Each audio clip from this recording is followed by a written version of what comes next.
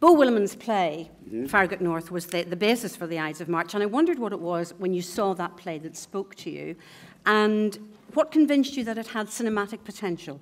Well, it wasn't a play yet. We just read the screenplay, or the play itself, and it was brought to Warner Brothers, and we read the play, and Grant and I, Grant Heslov, who's my writing partner and producing partner, we looked at the play and we thought we'd been working on a morality tale, probably more along the lines of Wall Street, funnily, strangely enough, and we thought that there was a way to sort of tie the two together. And I like the idea of the questions that the play was raising.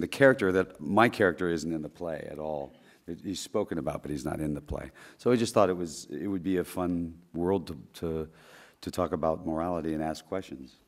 There were certainly elements of it. There's a scene in the car with Jennifer Ely and myself. That scene was pretty much directly a result of conversations that I had with my father about running for Congress. You know, there are things, there are hands that you have to shake that you wouldn't normally shake.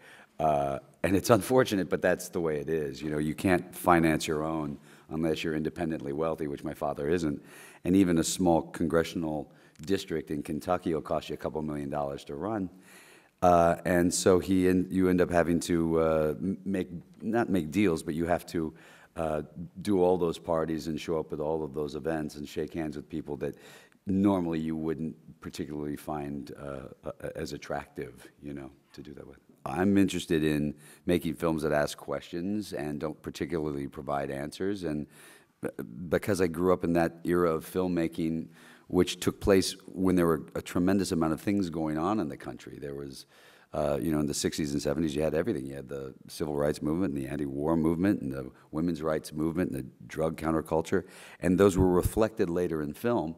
And I think there's a lot of things going on in the country and in the world right now that are starting to, again, be reflected in film, and I like those. I like films that do that. And on the other side of it, I know what those questions are, and I know when they come and how they come, and you know, I can handle that too. I'm fine. I'm a grown-up, but you know, I would rather talk about, you know, the films. In this film, what I noticed was that there weren't any heroes, but there also weren't any villains either, because no one was really better than the other one. That's what kind of attracted me to it. There's just a lack of honesty and integrity, and you know, it just seems like some people are just out to win, and that becomes the most important thing. And the dream and everything just slowly starts to die. That sounds awful. That's so cynical and terrible, but I don't know. Some of that's true, but I think there are still people out there that have amazing intentions and amazing ideas, and as long as we keep those ideas alive, then hopefully that'll be enough. But yeah, it's pretty dark. Yes, sorry. I don't know. I don't think there's heroes anywhere. I don't think they exist.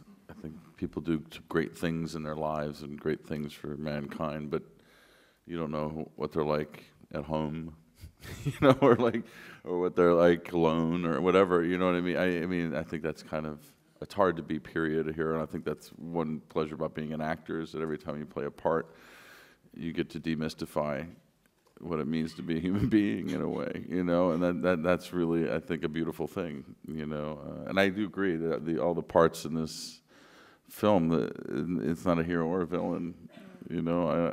I see compromise, but I also see not compromising.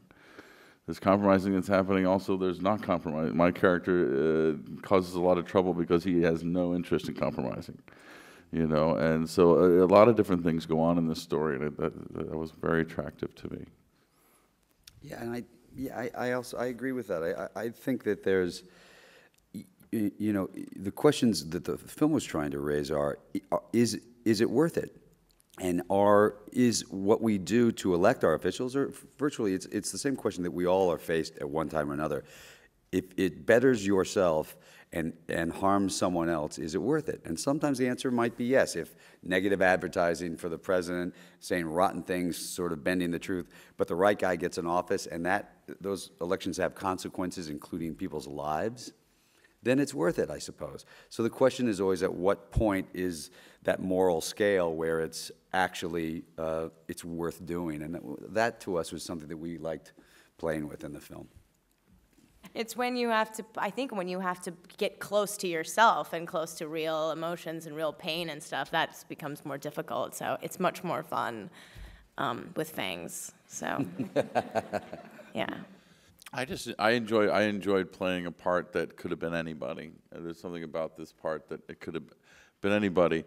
He could have walked around in, you know, sweats or something, and it still would have been the guy, if that makes any sense. There's something about that you don't get to play parts like that too often, where kind of it could be anyone.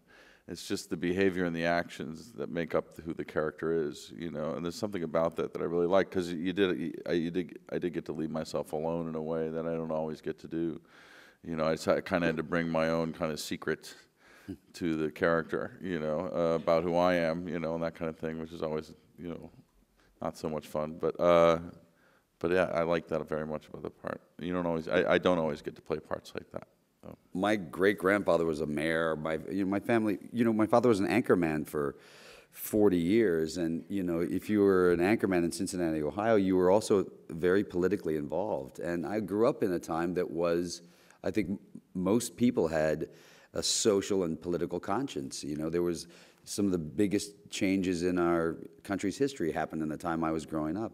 So I was raised to be a part of those things and to participate, and I will continue to do that. And sometimes that makes you very unpopular, you know, but, you know, I haven't changed. The attitudes in the States sometimes will change, but I don't change. I continue to try to be involved as much as I can, as the panel does. The Ides of March actually means the 15th of March, so part of the reason we did it was because the primary took place on the 15th of March. Farragut North is the original name of the play, which is a little too local specific for a general film. And we always thought it was an interesting idea about you know, a good friend and an enemy sort of conspiring to take you out. And we always thought that those themes are interesting, and we let everyone decide who is Caesar along the way. But we weren't really trying to tell anyone that this was Shakespeare. We were just telling them that it is about backstabbing and those kind of things, and that seemed to make sense.